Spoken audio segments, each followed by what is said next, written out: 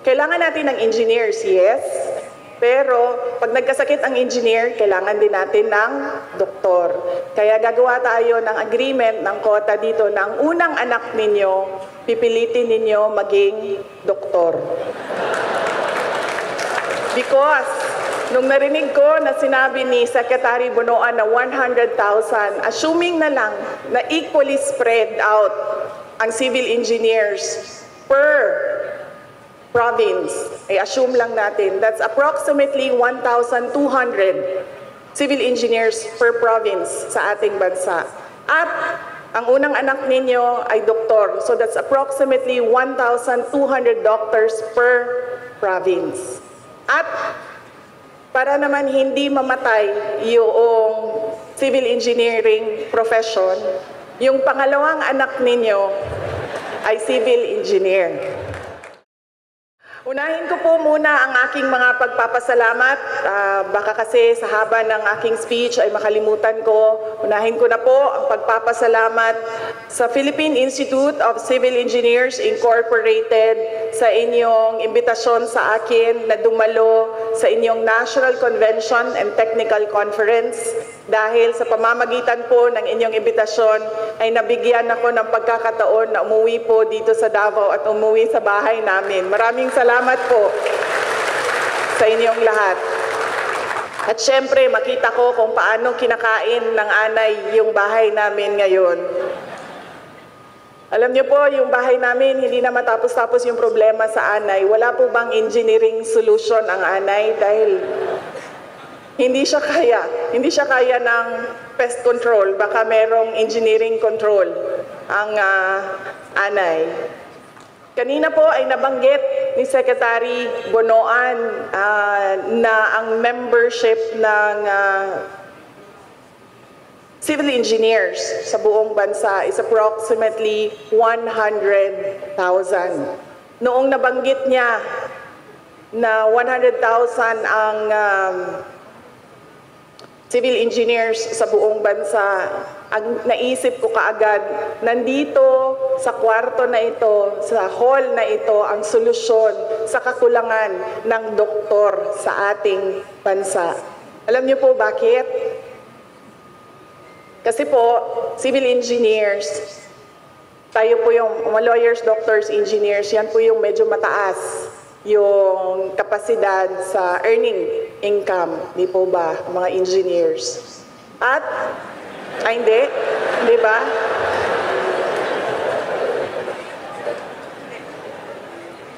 Pero, nandito pa rin yung solusyon. Dahil magagawa tayo ng kota sa inyo. Kailangan natin ng engineers, yes. Pero pag nagkasakit ang engineer, kailangan din natin ng doktor.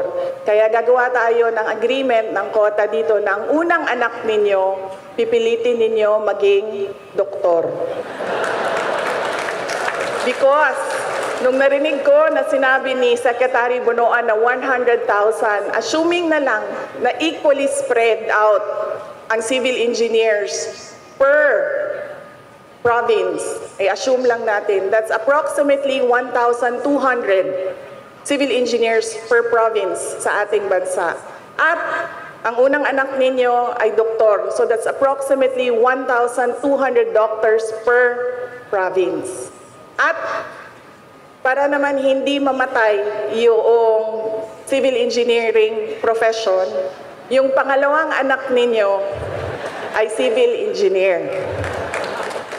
Nandito po sa inyong mga kamay, nasa inyong mga kamay po ang solusyon ng kakulangan ng ating mga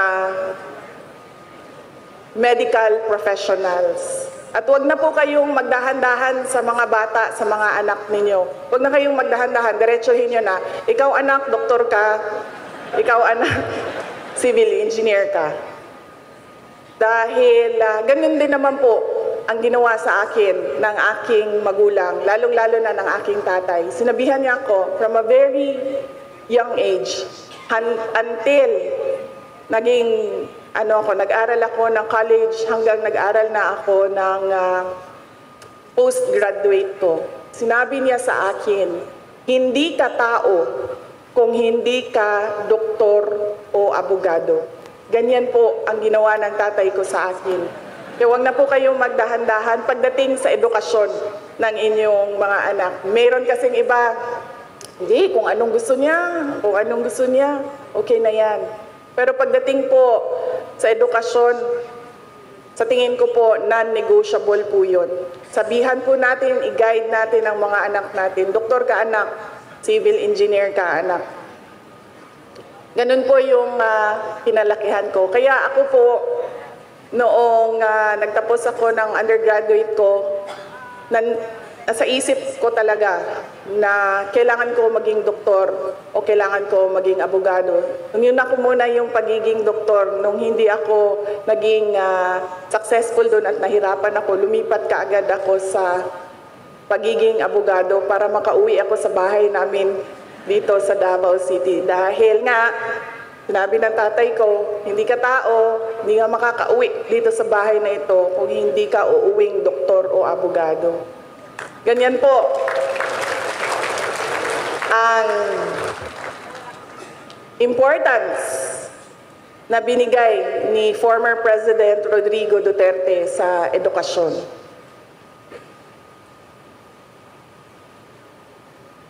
We are faced with multifaceted and complex challenges that demand innovative and interdisciplinary approaches.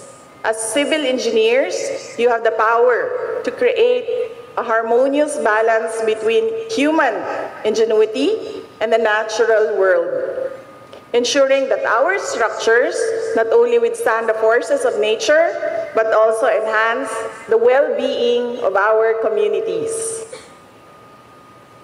Civil engineers in disaster response and restoration.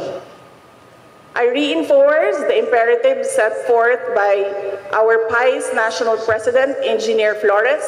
The role of our civil engineers is paramount in fortifying communities against environmental degradation and disasters.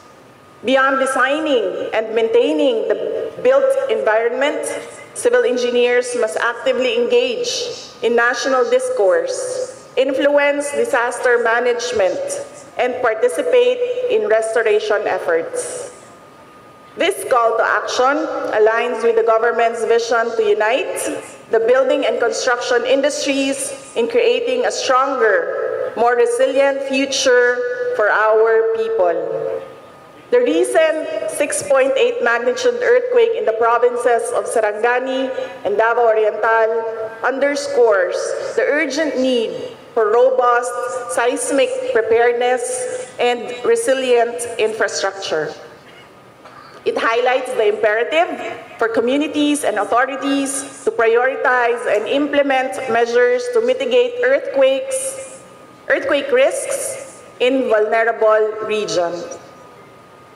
I challenge Filipino engineers to be more proactive in designing adaptation plans and participating in disaster response and restoration efforts.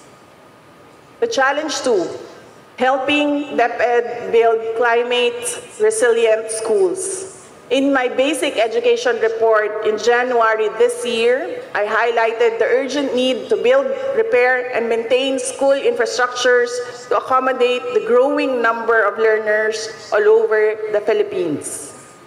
Earthquakes, typhoons, landslides, flooding, and armed conflicts devastate our schools and diminish our children's access to quality education.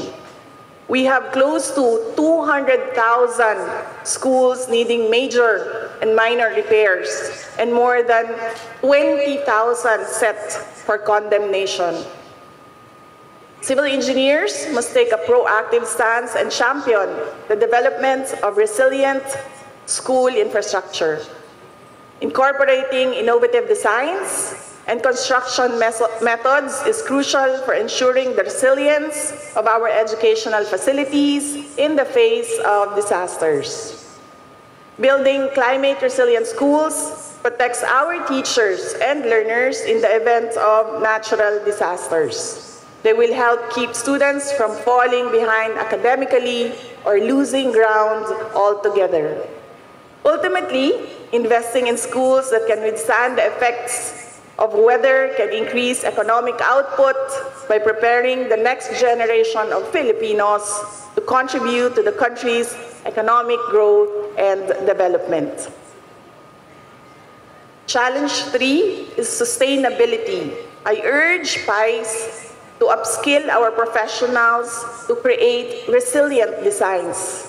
Continuous technical education and training programs can empower engineers with the latest techniques, technologies, and global insights while implementing international standards, can enrich their knowledge, and expose them to cutting-edge practices. Promoting these recent innovations in higher education and our STEM strand in senior high school is equally essential. Integrating modules on disaster-resilient engineering ensures that future civil engineers with a comprehensive understanding of the unique challenges of the Philippine landscape. This holistic approach fosters a culture of preparedness and innovation within the profession. The Department of Education is currently reviewing the curriculum of grades 11 and 12, and I invite the Philippine Institute of Civil Engineers Incorporated to participate in submitting your comments to the curriculum for grades 11 and 12. I acknowledge the vital role of our civil engineering institutions, represented here by your professors and your student members. You represent the future of this profession and challenge you to develop your technical expertise and embrace a holistic perspective, drawing upon insights from diverse fields such as architecture, urban planning, environmental science, and social sciences. Please promote sustainable design concepts such as energy efficiency, water conservation, and water management. Armed with innovation, collaboration, and a shared commitment, let our actions resonate beyond this convention. We can navigate environmental hazards and human-induced threats through an effective disaster resilience model, tapping into various agencies and fostering collaboration for a comprehensive approach. Embrace the challenges I have just relayed to you as builders and rebuilders of our nation. Let this gathering be a catalyst for transformative ideas, a platform for forging interdisciplinary partnerships, and a springboard for shaping a more resilient and sustainable future for our beloved homeland. Kahapon po ay nasa Catanduanes at Sorsogon ako dahil nag-turnover kami ng mga classrooms sa mga last mile schools. Ang Last Mile Schools po ay programa ng Department of Education ng mga maliliit na eskwelahan, multi-grade schools in GIDA areas, geographically isolated and disadvantaged areas. Nandun po kami sa Virac, sa Gigmoto, sa Catanduanes, at lumipat kami sa Sorsogon, sa Donsol. Doon po namin tinurn over ang mga classrooms at kinausap po namin yung mga teachers. And at the same time, doon sa Sorsogon, nandoon din ang convention ng mga accountants, ng PICPA. Nandoon sila lahat, ang dami nila. Sabi ko sa mayor ng Sorsogon, Ma'am, Mayor, nandito sa iyo ang mga nagkakwenta ng pera. Bukas po, nasa Davao ako, nandoon po sa amin ang mga gumagastos ng pera. Ang mga civil engineers. Noong ako po ay mayor, ito po yung market namin sa tourism sector namin. Tinatarget namin ang meetings, incentives, conventions, and exhibit market. Yung mga iba't ibang grupo na pumupunta sa iba't ibang lugar para mag-convention. Ito po yung market na tinarget namin para sa aming tourism sector. Bakit po? At ito po yung sinabi ko din kahapon sa mga accountants doon sa Sorsogon City. Dahil ito po yung pinakamabilis na paraan na magpasok ng bagong pera sa isang lugar. Dahil po, inaanyaya namin kayo na habang kayo ay nandito sa syudad ng Davao ay gumastos po kayo. Mamayang gabi po, sigurado ako marami pong mag-iimbita sa ating mga kalalakihan na mag-inuman. At sigurado po ako ay hanapin kayo ng mga asawa ninyo. Buti na po yung pag-uwi ninyo, may dala-dala po kayong suha, Davao t-shirt, Davao chocolate, at lahat na yon. Sabihin mo, ay hindi ko nasagot ang tawag mo dahil bumili ako ng pasalubong para sa iyo. Nagpapasalamat po kami sa Philippine Institute of Civil Engineers sa suporta niyo po sa syudad ng Davao. Mga kababayan, patuloy po tayo maging matatag tungo sa pagtaguyod ng isang bansang makabata at mga batang makabansa. Ang lahat po ng ginagawa natin ay para sa Diyos, sa bayan at sa pamilyang Pilipino. Syukran.